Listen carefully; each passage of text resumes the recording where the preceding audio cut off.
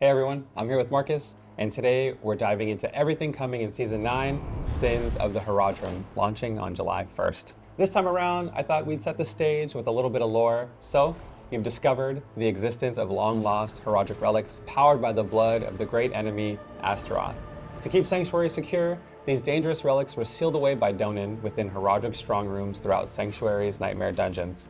But now, as the seals begin to weaken, demons are drawn to the blood and eager to absorb the hellish powers within. You must call upon the arcane magic of the Horadrim to locate the remaining relics, uncovering the dark secrets behind the faithful choices of Donan and his once prominent order. The Horadrim have seen better days. Sorry, Donan. But they didn't leave us empty-handed. The game is getting some permanent additions, including new Nightmare Dungeon affixes, Herodric strong rooms, which are intense, timed micro-dungeons, and escalating nightmares, a challenge that puts you through 3 consecutive nightmare dungeons, each one tougher than the last. On the seasonal side, you can look forward to Herodric spells, which offer more customization than ever before, plus new Herodric jewels to collect, which are socketable power-ups that boost and fine-tune your build, along with a host of other changes, many of which we'll cover in this video. Let's start off with Herodric strong rooms. These are fast-paced, timed micro-dungeons where you'll race against the clock to slay enemies to build up your Herodric attunement as fast as possible. It's basically your score. The higher your score, the better your rewards. I'm happy to report that Herodric strong rooms are here to stay, and you can expect to see them in both seasonal and eternal realms. Strong rooms are located within nightmare dungeons and escalating nightmares. The higher the difficulty tier, the better your odds of finding them. Also, you want to keep a close eye on your sigils this season. If one of them has a Herodric strong room affix, it guarantees a spawn. So, while blasting through nightmare dungeons and escalating nightmares, you'll want to be on the lookout for a hidden gateway. If you find one, step through it, and you'll be teleported straight into a strong room. Go ahead and clear out the monsters in the area. Don't worry, they probably deserve it anyway. And you'll be presented with a choice of Herodric pillars to select. These options influence the run a bit, so choose wisely. The number of available pillars scales with the difficulty. From there, it's go time. Slay as fast as you can to boost your score before the timer runs out. Any deaths will reduce your remaining time. For hardcore players, this will definitely reduce your time by a lot. When the timer runs out, you'll need to defeat the boss to earn the loot cache that scales with both your score and the current torment level. Inside, you'll find legendaries, obdicite, crafting materials, Herodric files. Herodric files are the seasonal currency used to power up and craft your seasonal items and spells. But most importantly, upon completion, you'll get a chance for an escalation sigil, which Marcus will cover. But I did want to mention, if you go back and complete the original dungeon where you first found the strong room, you'll get a nice buff for doing so. Kinda neat. Escalating Nightmares is an activity that challenges you to complete a series of 3 consecutive dungeons. On Torment difficulties, the monsters become stronger as you progress throughout. In addition, 2 additional affixes are added to each consecutive dungeon, so by the 3rd dungeon, things may be getting a little bit dicey. Escalation sigils drop from Herodric strong rooms on Torment difficulties and on the seasonal reputation track.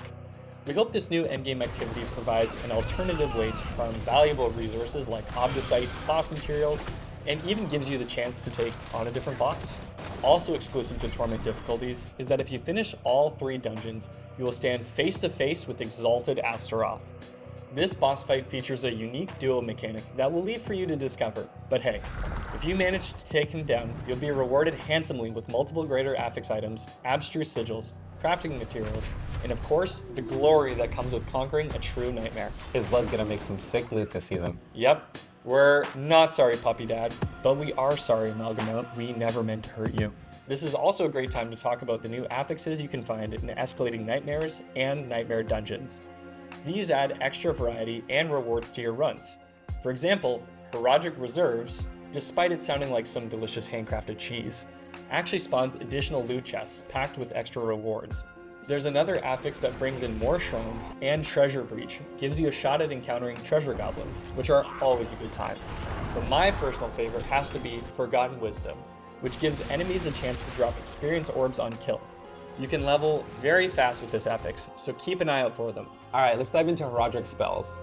A customization system that lets you control how a seasonal power is triggered, how the spell targets enemies, what elemental damage it deals, and what additional modifiers are layered on top of that. To get started, open up your inventory and navigate to the seasonal tab. You'll probably notice right away that it mirrors your skill bar. Begin by selecting one of the 5 base powers called catalysts. Let's go with Celestial Surge. Next, choose an infusion, which completely changes the elemental type of your spell. I'm gonna go with fire because fire. And finally, you'll add on some Arcana mods to tweak the spell even further. You can use up to 3 different Arcana for your spell, but let's throw on Potent Ally for this one, as it helps me in the pit by breaking down those annoying barriers monsters can have. And just like that, you've crafted a Herodrick spell. Now that you get the basics, let's go over the different catalyst options. Aside from Celestial Surge, you've got Disintegrate, which forms an arcane tether between you and your target to deal constant damage. Then there's Astral Pillar, which summons a column of energy that taunts enemies and dishes out some nice AoE damage. The Propulsion Catalyst blasts enemies with mana, knocks them back, and finally, Anomaly spawns up to 5 floating pets that deal damage. My favorite part is that you can actually command them to explode on the target for a nice big boom. Infusions, as Ruben mentioned, alter the elemental type of your Herodrick spell. There are 5 types: fire, shadow, cold, poison, and lightning. Each offer unique bonuses depending on the infusion you choose. For example, the fire infusion disables the enemy affix Chilling Wind, providing a tactical edge in combat. Arcana is another customizable layer, with 20 different options to choose from. Each Arcana provides a distinct effect, such as applying vulnerable to enemies, increasing movement speed, enhancing various Herodrick spells, or even teleporting your character. Pretty wicked. Catalysts, infusions, and Arcana can all be leveled up and enhanced using the seasonal currency called Herodrick Files. Once you reach Torment 1 difficulty, you'll begin to see Herodrick Tomes as rewards for completing strong rooms. These consumable items allow you to craft Herodrick jewels at the Herodrick Lapidary in Karagar. Just follow the seasonal questline and you'll be guided right to them. Crafting a Herodrick jewel requires the seasonal currency we mentioned earlier and gem fragments. Once crafted, these jewels can be socketed into your jewelry slots. Herodrick jewels are powerful. They come standard with base all resistance, armor stats, and each one has a unique affix to build with. The goal is to let you experiment with different jewels and find the ones that best fit your build or playstyle. One of my favorites is the Idol from Below.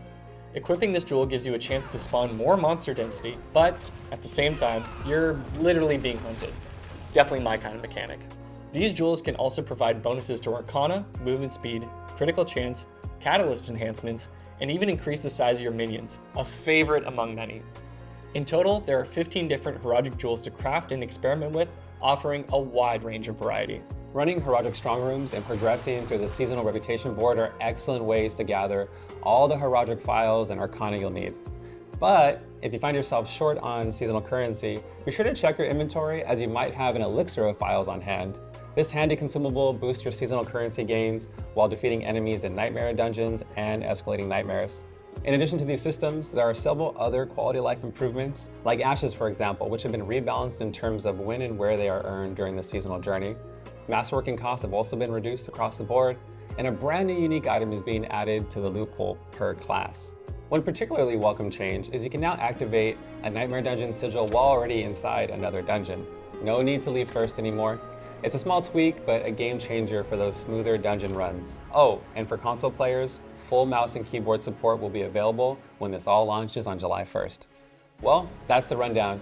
If you'd like to dive deeper, check out the official Diablo 4 blog for the full list of spells, jewels, new unique items, and a host of other updates coming to both seasonal and eternal realms. Thanks for the support and feedback across all of our channels. We appreciate you, and we'll see you in Sanctuary.